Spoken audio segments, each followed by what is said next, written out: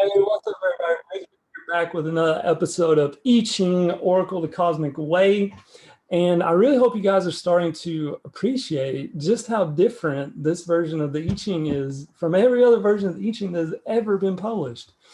It truly does make you feel like it really is the cosmic view of things, how the I Ching is actually supposed to be. And this version of the I Ching explains how all versions of the I Ching that have been published have this kind of feudal overlay to them. A lot of scholars and people throughout the ages like Confucius and the Taoists, among others, added a lot of stuff into the I Ching that reflected their feudal society. And by the way, the society we're all still living with today, one that's dominated by hierarchies, which is soon going to change though, I believe.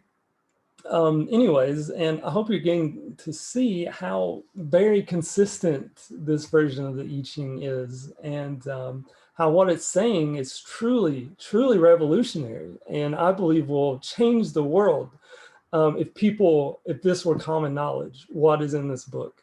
And I do believe it is true. So let's get back to hexagram number 17 here, following, which is lake over thunder. Thunder over the lake. Following has supreme success, being firmly correct furthers, and is without blame. The cosmic meaning of this hexagram is given by the sage. Remember, the sage is the cosmic consciousness that speaks through the I Ching, the cosmic teacher. It's a way for the cosmic consciousness, which is the invisible reality that exists in everywhere and everything, the way that it is able to put things into words and that speaks for the cosmos, including humans. And the sage is actually the consciousness that speaks through the I Ching when you consult the I Ching, and that is in every person's presence.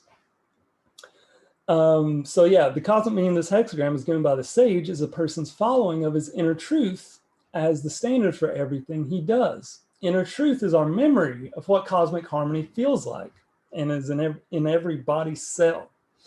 Subjecting the outer reality to our feelings of inner truth prompts us to respond in the correct way to every situation and leads to the supreme success mentioned here.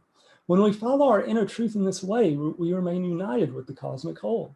The cosmic principle of following one's inner truth contrasts with the idea of following as defined by the collective ego. And here we begin to see this feudal overlay of the I Ching I'm talking about. It defines following as serving its standards and values in order to one day be one of its leaders. This puts up a flattering goal of one day being free of servitude that lures the individual into accepting servitude.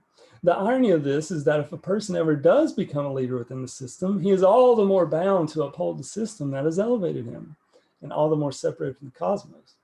Following one's inner truth requires that the person divest himself of seeing his rational and imaging minds as more important than his feelings.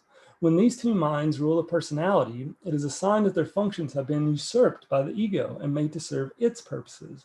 It has captured them through the flattery that they are superior to the other functions of the personality. Once a person recognizes the ego's flattering deception, he can say the inner no to the idea that his feelings are unimportant. Being firm and correct refers to standing up to the pressure of the ego's flattery that the measure of one's success is to be recognized by society as a ruler or leader of others, or the one who controls things. Making the effort to find and rid himself of the seed phrases that drive a person to try to fit into the collective ego system, extinguishing the fate that has been created through following its standards. This removes all causes for blame. A person can receive this hexagram when he has been following a rational approach to life and thereby created a fate. To solve the problem created by his fate, he has been searching through conventional ideas for the answer and the assumption that the problem can be solved mechanically.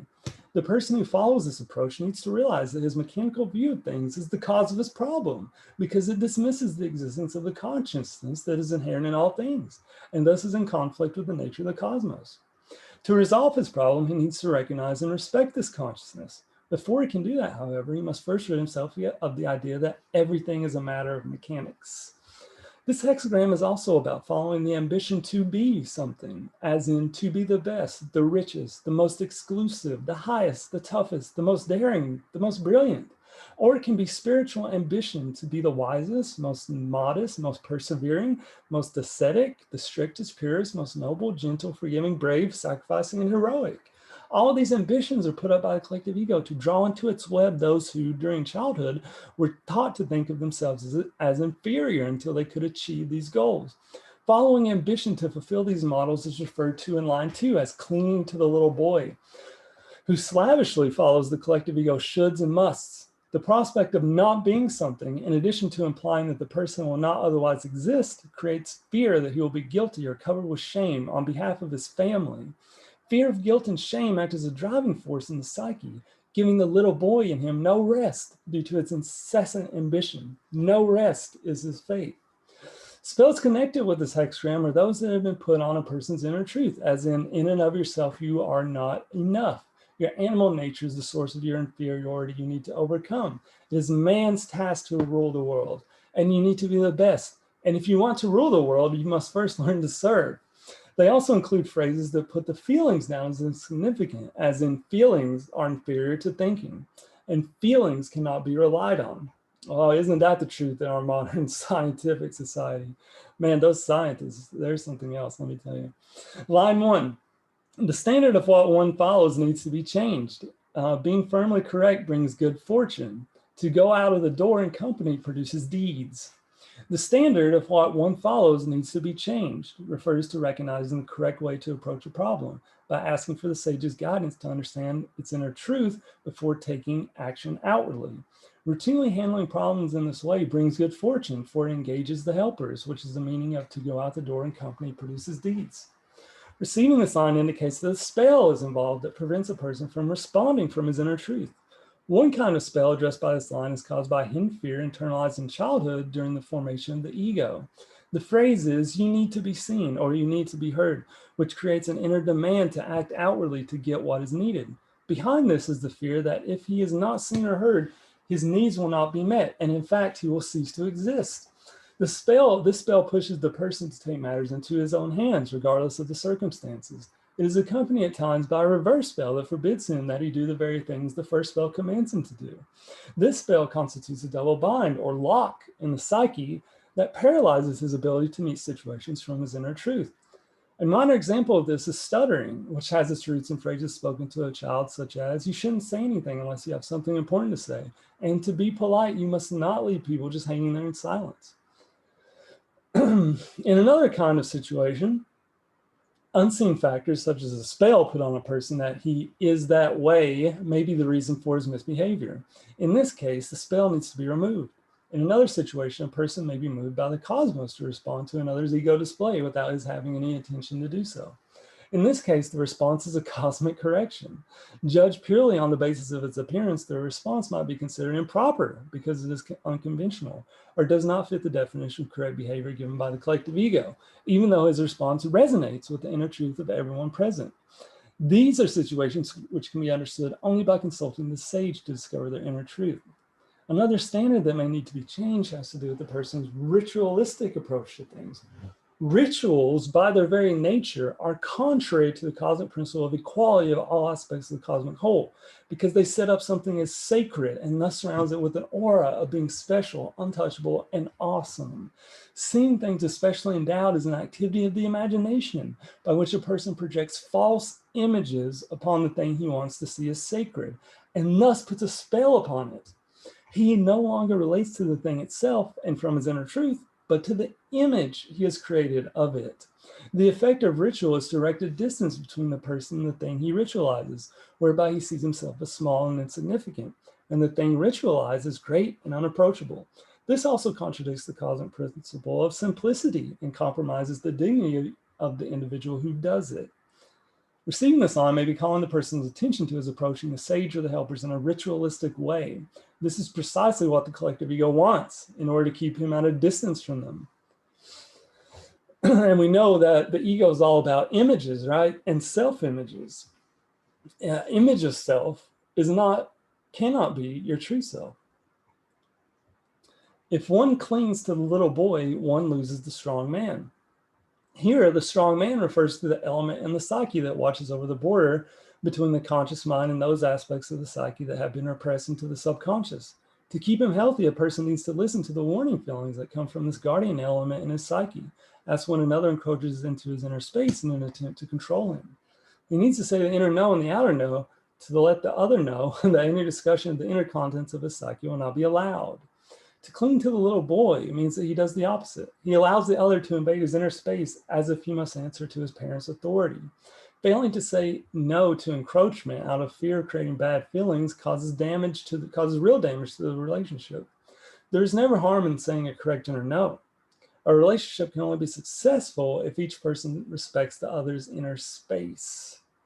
Receiving this line can indicate that a seed image is acting in the psyche that causes the person to see himself as helpless against encroachment. It is a spell that consists of phrases or the corresponding images, such as, there's nothing I can do about it. Nobody's there to help me. Nobody is taking care of me. I can't lock the door. And phrases formally said by the parents, such as, you have to tell us everything, implying you have no right to your own space. A related spell is created when an abused child concludes, who cares what I feel? The little boy can also point to the fear of becoming guilty that holds a person back from saying the inner no to inappropriate situations, such as insensitive treatment. Behind the fear is some inner pact or commandment that needs to be treated as a poisoned arrow. The little boy can also represent the dominance of the ego. That's when the person listens to its wants, to satisfaction, impatience, and its claims to having rights. The ego is also the source of a conveniently hostile view that drives a person to continuing and contriving. Line 3, if one follows the strong man, one loses the little boy. Through following, one finds what one seeks. It furthers one to be firmly correct. The strong man here is that element in the psyche that says yes and no to what feels appropriate and what does not. Unfortunately, the conditioning imposed by the collective ego during childhood has greatly diminished most people's ability to hear their inner voice. It becomes ever softer the more it is disregarded until it is not heard at all. A person's ability to hear this voice, which is the one voice that can guide him correctly through life and keeping him in harmony with the cosmos, can be restored by his freeing himself from the spells and poison arrows mentioned in lines 1 and 2. When restored, the strong man is the person's common sense, as this term is explained in the 2 previous hexagrams, modesty and enthusiasm. And common sense is basically the aggregate of all of our senses, inner, outer, and metaphorical. Receiving this line signals that a person's common sense has been damaged or blocked and needs to be restored. It also indicates that he is taking actions or contemplating actions that are against his common sense. It may also indicate that a spell is present in the person's psyche that is preventing him from being able to say the inner no. This spell may be the result of a threat or traumatic event he experienced in childhood, which had the purpose of depriving him of the ability to say no to authority. This disablement can be undone. Line 4, following creates success. Perseverance brings misfortune. To go one's way with sincerity brings clarity. How could there be blame in this? Here, the cosmic meaning of following is indicated. In particular, it means following one's common sense because it is connected with one's inner truth. Perseverance brings misfortune refers to the fate that is created by persisting and following the standards of the collective ego. To go one's way with sincerity brings clarity, refers to consulting a sage to find the inner truth of the situation that is not visible on the surface. How could there be blame in this suggests that there is a fear on the part of the person consulting the sage that he will become guilty if he does this, because it may require him to give up his favorite beliefs or to be disloyal to family, friends, and traditions. He needs to realize that loyalty to anything other than his inner truth is a false loyalty that incurs cosmic blame and creates a fate. He needs to discover, with the help of the sage, the phrases of his inner program that have falsely made him pledge loyalty to institutions of the collective ego and its values. Ridding himself of such phrases and of the idea of guilt that keeps those phrases active in his psyche will extinguish his fate. An example is the phrase, you must always be loyal to your parents or family, friends, country, class, belief, etc. It is important to recognize the threat nature of such phrases, by which the institutions of the collective ego have obscured the existence of cosmic help and presented themselves as the only supportive structures available to the individual. The spells created by such phrases prevent the true and loving relationships that exist by nature between family members, friends, etc. Line 5, sincere in following the good brings good fortune. Sincerity as a virtue is also part of the cosmic principles of harmony. Good fortune is mentioned here because all things that are in harmony with the cosmos bring its blessings and help. As a type of consciousness, sincerity comes from the heart instead of the mind and therefore resonates with the feeling nature of the cosmic consciousness. When combined with gratitude, which is another cosmic principle, the two can temporarily overcome all resistances and devices of the ego, including projections and spells. Remembering to return to sincerity and gratitude is important because doing so gives the person's true self more and more strength against the pressures of the ego while he's undertaking the liberation of his true self. Also, making this effort draws more and more helpers to help him see through the ego and its devices. Sincerity is defined by the collective ego means following the societal norm and observing its forms. It is a mentally contrived sincerity. Line 6, he meets with firm allegiance and is still further bound. The king introduces him to the western mountain. He, in this line, refers to the person who has been freed from a loyalty spell that has bound him to the collective ego. The king refers to the sage that reintroduces him into unity with the cosmic whole, which is here represented by the western mountain as a place of harmony.